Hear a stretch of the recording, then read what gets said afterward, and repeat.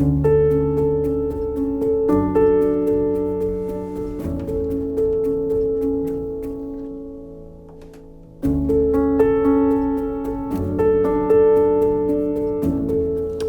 one of the most significant challenges is it's not a comfortable space to be sitting amongst community conflict, and we value diversity, we value varied opinions and differing views about what communities want and dream of, and yet by valuing that we have to be prepared to sit in the uncomfortableness of it.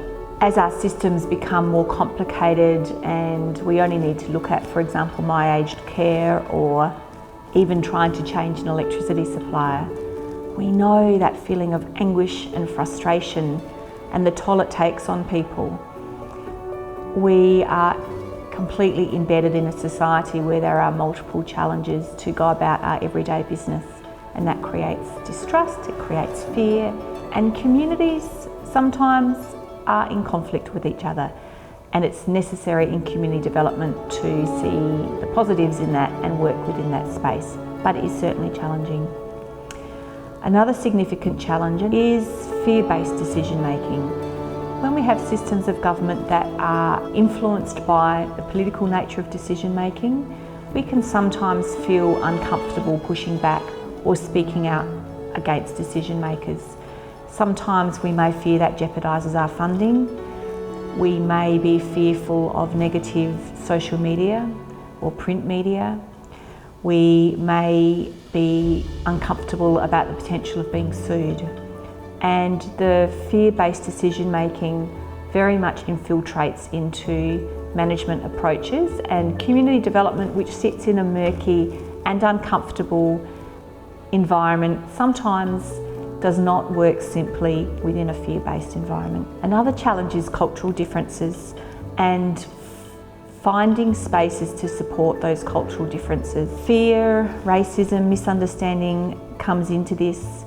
Integration amongst different cultures in our community is not always easy to support and to facilitate in these wonderful spaces we call community centres and neighbourhood houses, when there's differences in cultures and differences in how we relate to women and family and children, differences in law, differences in connection to land and our spirituality.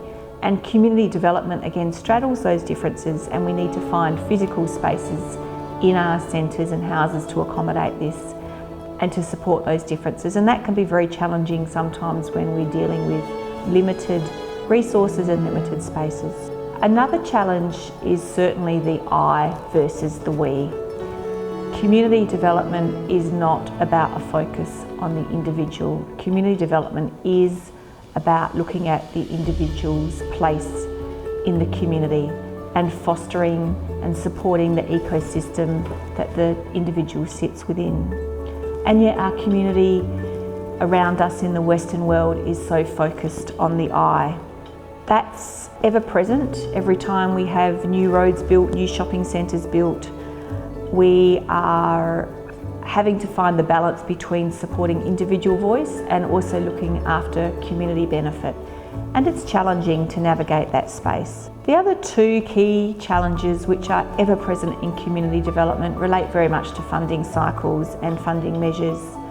We generally operate in an environment that is influenced by politics and by financial years, and that means many community development projects are within a budget cycle of a year, and yet community development is long term.